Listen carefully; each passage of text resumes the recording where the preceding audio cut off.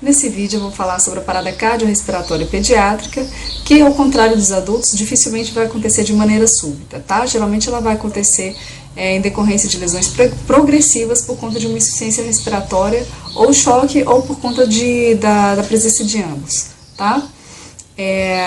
Por outro lado, a parada cardiorrespiratória na criança por conta de arritmias, né? Eu estou me referindo aqui à fibrilação ventricular ou ataque cardíaco ventricular, é bem menos frequente. Ela corresponde a 5 a 15% dos casos de toda a parada cardiorrespiratória na faixa etária pediátrica, mas, por outro lado, a sua incidência, né, vai aumentando com a idade. Sobre as principais causas, em crianças com menos de 1 ano de idade, as principais são as malformações congênitas, as complicações decorrentes da prematuridade e a morte súbita do lactente. Já em crianças maiores de 1 ano de idade, as principais causas aí são lesões traumáticas. O diagnóstico da parada cardiorrespiratória deve ser feito nas situações em que a criança se mantém não responsiva com ausência de pulso central, né? A gente não pode demorar mais do que 10 segundos para conseguir palpar esse pulso, e na ausência de respiração.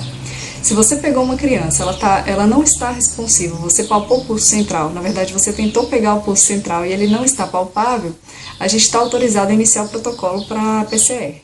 Como eu já comentei com vocês lá nos outros vídeos que eu fiz sobre PCR, né, sobre a parada cardiorrespiratória no adulto, nós temos 4 ritmos de parada cardiorrespiratória, desses 4, 2 são chocáveis e 2 não chocáveis. Os 2 chocáveis são a fibrilação ventricular e ataque cardíaco ventricular sem pulso, e os 2 não chocáveis são a sistolia e a AESP, né, que é a atividade elétrica sem pulso. A sistolia, ela é o principal ritmo de parada na faixa etária pediátrica, e no monitor a gente vai conseguir observar uma linha reta, tá? Agora, a atividade elétrica sem pulso, que é o segundo ritmo não chocável, ela se trata de qualquer ritmo, qualquer ritmo organizado, tá? Desde que não se trate de uma taquicardia ventricular e desde que essa criança não tenha pulso. O suporte básico de vida, ele serve para que a gente possa fornecer ventilação, né, oxigenação e circulação para aquele indivíduo vítima de uma parada cardiorrespiratória, até que aquele indivíduo possa ter acesso ao suporte avançado de vida. Toda hora eu enrolo.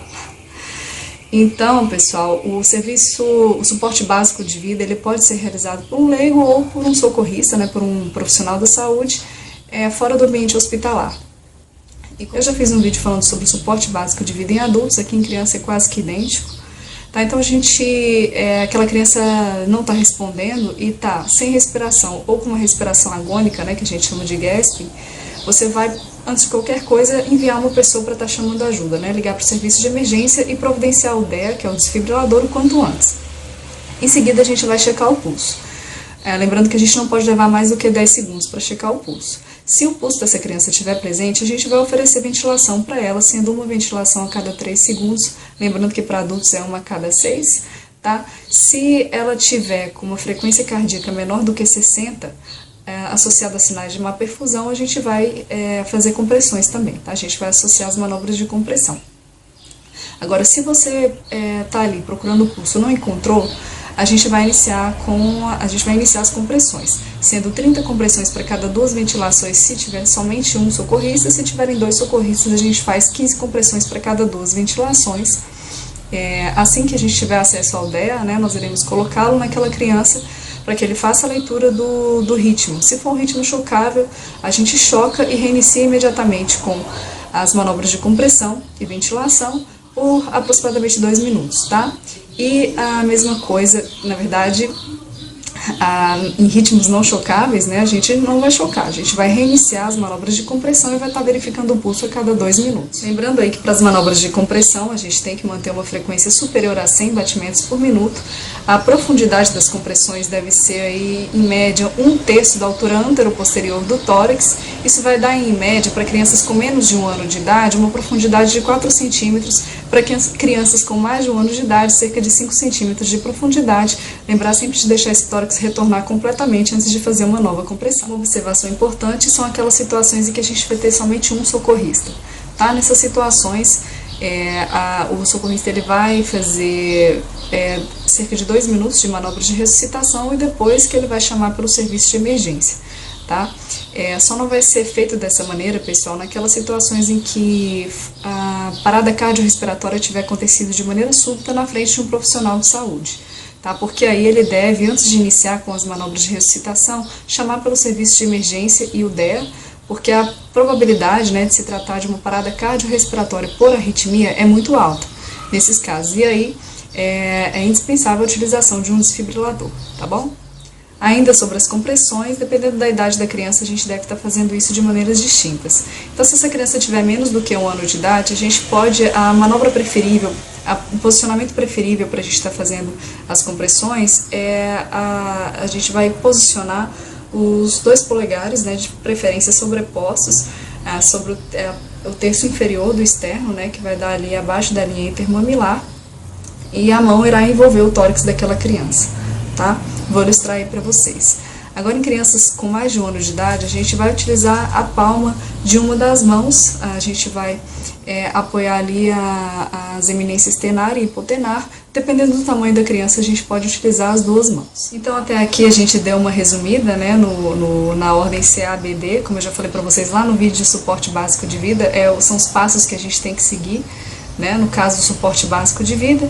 Então aqui a gente já checou a responsividade da vítima, já chamamos por ajuda, já checamos o pulso e já fizemos as compressões. O próximo passo é o A, que é o adequado posicionamento das vias aéreas, né, e logo após esse adequado posicionamento das vias aéreas, a gente inicia o B, que é uma boa ventilação.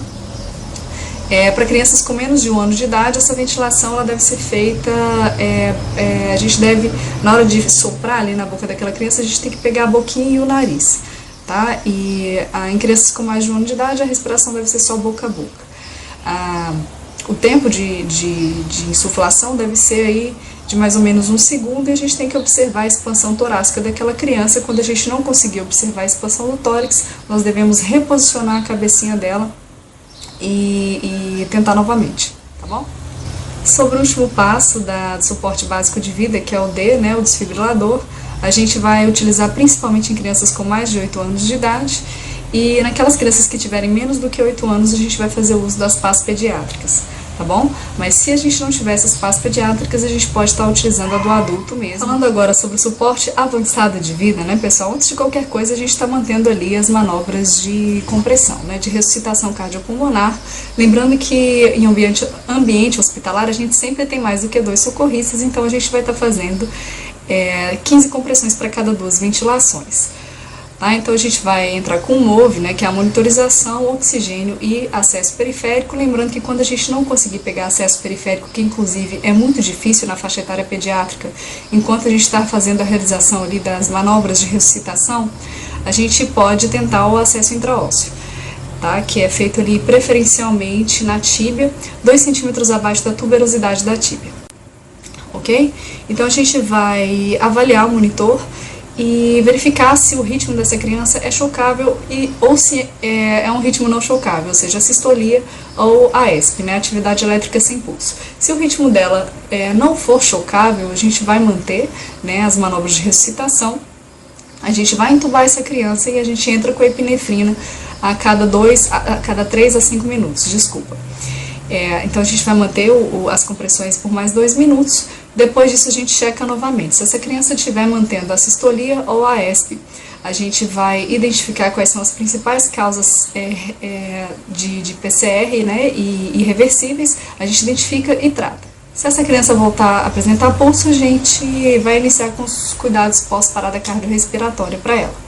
Agora, pessoal, quando o ritmo for chocável, ou seja, se essa criança estiver apresentando uma fibrilação ventricular ou uma taquicardia ventricular sem pulso, a gente vai chocar, tá? Fez ali o primeiro choque, que deve ser de 2 joules por quilo, a gente reinicia imediatamente com as compressões, mantém por mais 2 minutos e checa novamente. Se ela manter o ritmo chocável, a gente vai chocar novamente, agora esse segundo choque, 4 joules por quilo.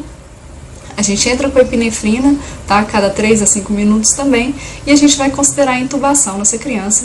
E em seguida a gente reinicia imediatamente com as manobras de compressão. 2 minutos depois a gente reavalia novamente. Se ela estiver mantendo o ritmo chocável, a gente vai entrar com a amiodarona para ela, tá? E tentar identificar e tratar as principais causas aí reversíveis de parada cardiorrespiratória, ok? Assim que essa criança voltar a apresentar pulso, a gente inicia também a gente vai começar, né, os cuidados pós-parada cardiorrespiratória. Pessoal, então só complementando aqui em relação à via aérea avançada, né, a partir do momento que a gente entubou aquela criança, a gente vai manter para ela uma frequência de ventilações de 8 a 10 por minuto, manter compressões torácicas contínuas. Tá? Sobre a carga do choque, como eu já comentei com vocês, a primeira carga deve ser de 2 joules por quilo, a segunda carga a gente faz de 4 joules por quilo, né, no segundo choque. A partir do terceiro choque a gente vai aumentando a carga aí de 4 a 10 joules por quilo, a gente pode também estar utilizando a carga do adulto. Tá? Em relação à terapia medicamentosa, a gente tem a epinefrina, que deve ser feita na dose de 0,01 mg por quilo ou uma dose de 0,1 ml por quilo da solução de 1 para 10 mil. Tá? Em relação à amiodarona, a epinefrina ela pode ser feita nessas doses tanto intraóssea quanto EV. Tá? E a amiodarona também ela pode ser utilizada numa dose de 5 mg por quilo em bolos também intraóssea ou EV. Ela pode ser utilizada por até 2 vezes. Tá, pessoal, em caso de fibrilação ventricular ou taquicardia ventricular refratária, beleza? Falando aqui de maneira bem resumida para vocês em relação aos cuidados pós-parada, né? A gente vai manter a saturação dessa criança acima de 93%, isso é o suficiente. A gente vai estabilizar o sistema circulatório dessa criança através de expansão volêmica, né? Então a gente vai estar utilizando aí um cristalóide cerca de 20 ml por quilo, tá? A gente vai tratar a hipertermia. Agressivamente, a gente não pode deixar essa criança evoluir com febre de maneira nenhuma, então tratar com antitérmicos. A gente vai se utilizar também de métodos físicos para resfriamento. A gente pode manter essa criança não somente nesses casos, mas aquelas que permanecerem comatosas após a parada cardiorrespiratória. Tá? Nós podemos resfriá-las aí, mantê-las numa temperatura entre 32 a 34 graus, porque isso pode ajudá-las, tá, na recuperação neurológica. Então, o que eu tinha para falar para vocês, pessoal, sobre a parada cardiorrespiratória pediátrica é basicamente isso. A minha referência foi o livro de Urgências e Emergências em Pediatria Geral. Eu espero ter ajudado vocês. Muito obrigada.